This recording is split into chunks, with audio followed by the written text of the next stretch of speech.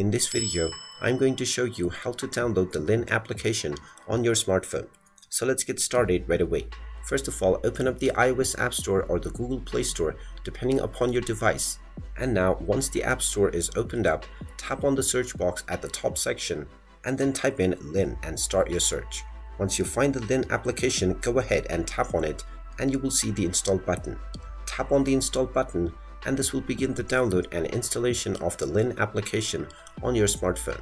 Just wait for a while until the installation is completed, and then when you see the open button, you can tap on it to open up the app. You can then proceed with signing up to create your new account or log in to your existing one in order to start enjoying the Linn application on your smartphone. And there you have it. That is how easy it is to download and install the Linn application on your smartphone.